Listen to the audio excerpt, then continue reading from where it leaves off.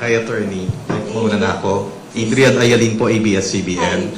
So, sa madaling sabi, wala pong magaganap na impeachment trial ngayon. Hindi pwedeng mag-hold ng impeachment trial ang Senado. Well, the court said that the House complaint versus the VP is unconstitutional and null and void, and therefore the Senate did not acquire jurisdiction to convene as an impeachment court. Hanggang until February 6, 2026 na hindi pwede.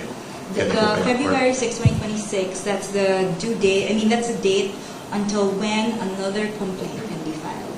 Okay. Or initiated. And wala na pong pwedeng magawa ang House of Representatives, as you said, immediately executory. It's immediately executory, but they always have the option to file a motion for reconsideration. Thank you, Attorney. Attorney, Ben Punta po sa Philippine News Agency. To clarify lang, it was a unanimous decision.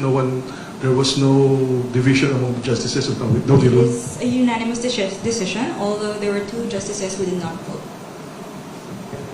May we know the two justices who did not vote? Yes, so that's Justice Benjamin Caguiwa, he inhibited, and there's Justice Maria Philomena Singh, who was on leave.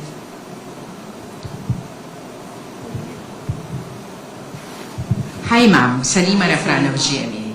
Ma'am, para po mas maintindihan ng publiko, ano po yung naging dahilan ng Korte Suprema kung bakit nga po naging null and void ito nga pong articles of impeachment at hindi po dapat matuloy ito nga pong impeachment trial laban kay Vice President Sara Duterte? Well, number one, it said that the articles of impeachment, which was the fourth complaint, violated the one-year period ban, because there were three complaints that came ahead of it. And although Congress was able to include it in the order of business, it did not refer it to the proper committee within the 3 days because they had to adjourn. So the Supreme Court said that they archived it, and as a result, it was terminated, therefore deemed dismissed. So the one-year ban will start or count from the time it was dismissed. So the fourth complaint could not have validly been transmitted to the Senate. In a unanimous decision today, July 25, 2025, the Supreme Court en banc declared the articles of impeachment against Vice President Sara Duterte unconstitutional, noting that it is barred by the one-year rule under Article 11, Section 3, Paragraph 5 of the Constitution, and that it violates the right to due process enshrined in the Bill of Rights. Therefore, the Senate could not acquire jurisdiction over the impeachment proceedings. However, the court said it is not absolving Vice President Duterte from any of the charges against her. But any subsequent impeachment complaint may only be filed starting February 6, 2026. The case stemmed from 4 impeachment complaints against Vice President Duterte.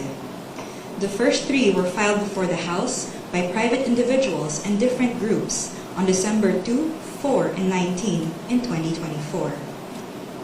A fourth complaint was lodged by a resolution approved by more than 1/3 of the House members of the 19th Congress on February 5, 2025, which was transmitted as the articles of impeachment to the Senate on the same day.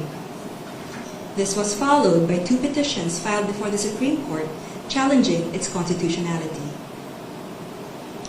The Supreme Court decision written by Senior Associate Justice Marvic M.B.F. Leonen ruled that all legal issues involving impeachment proceedings are subject to judicial review, considering the nature of the offices and the institutions that are subject to impeachment, its effect on the independence of constitutional departments and organs, and its nature as a constitutional process.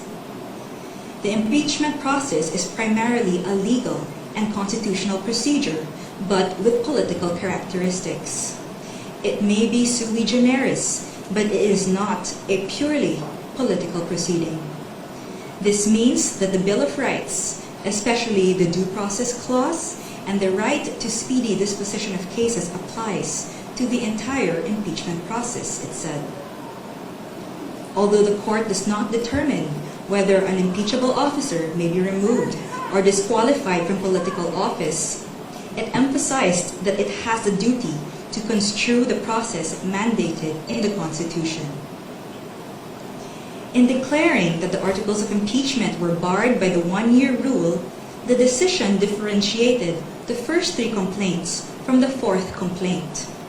The first three, it said, were filed under Article 11, Section 3, Paragraph 2 of the Constitution, which allows any citizen to file a verified complaint with an endorsement by any House member. The fourth one was through Article 11, Section 3, Paragraph 4 of the Constitution, through a verified complaint or resolution filed by at least one-third of the House members. The court took note that the House and the 19th Congress did not act on the first three endorsed complaints, which were considered terminated or dismissed upon adjournment of the House. The three impeachment complaints were archived and therefore deemed terminated or dismissed on February 5, 2025. Therefore, no new impeachment complaint, if any, may be commenced earlier than February 6, 2026, the Supreme Court held. Under Article 11, Section 3, Paragraph 5 of the Constitution, no impeachment proceedings shall be initiated against the same official more than once within a period of 1 year. According to the decision, the one-year bar is reckoned from the time an impeachment complaint is dismissed or is no longer viable. A key issue in the petitions is whether the House complied with the 10-session day requirement under the Constitution for including a verified impeachment complaint in the order of business of the House. The court ruled that the House was able to comply with the requirement by putting the three endorsed impeachment complaints in the order of business of the House of Representatives, since a session day is not equivalent to a calendar day. It is a period that starts from a call to order until the session is adjourned, regardless of the passage of time.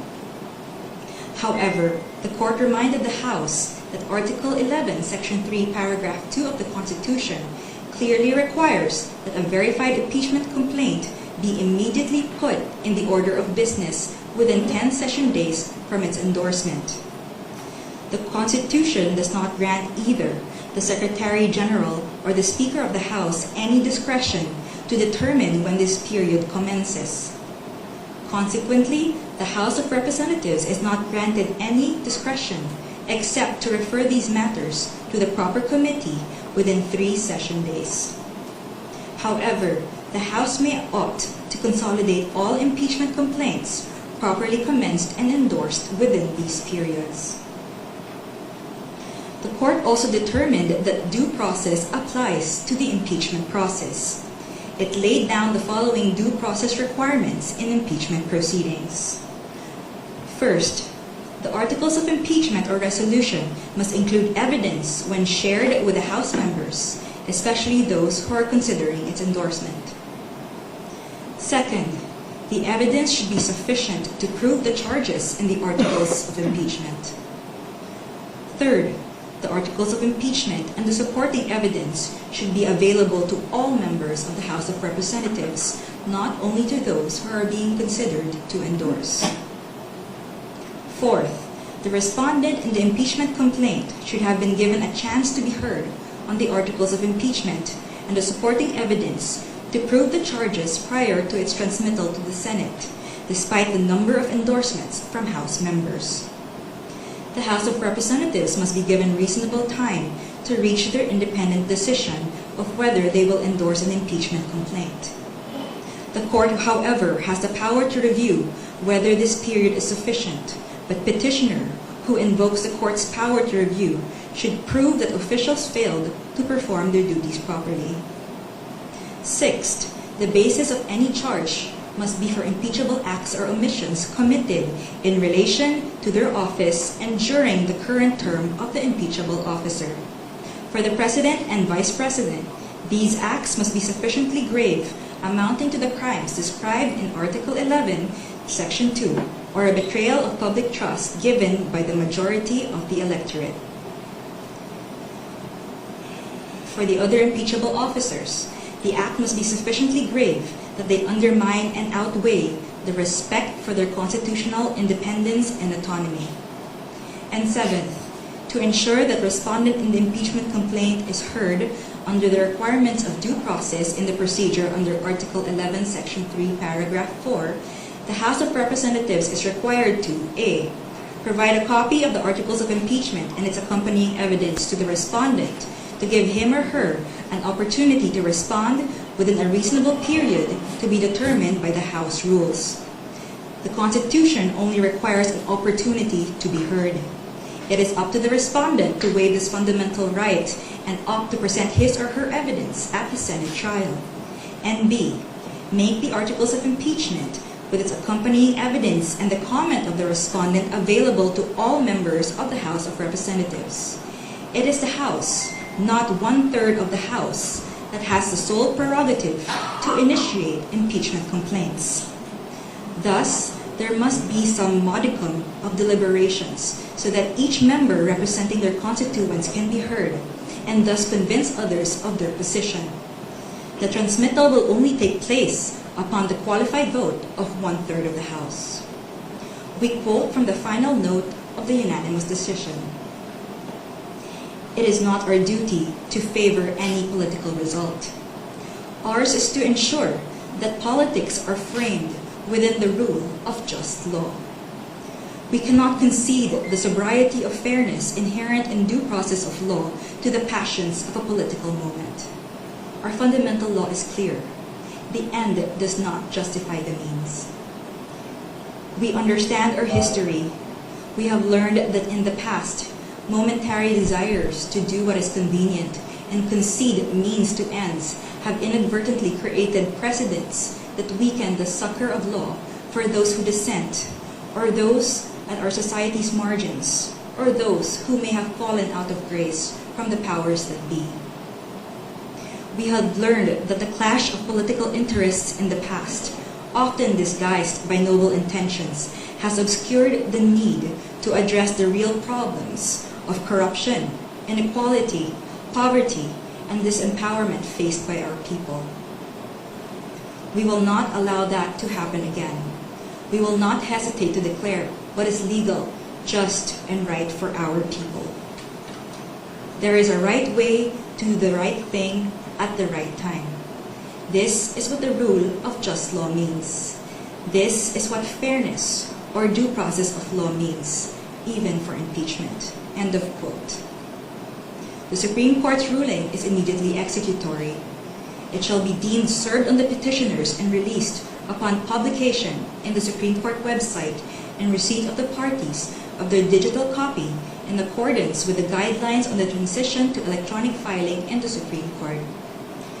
We urge everyone to read the full text of the decision and the concurring opinions. Thank you very much.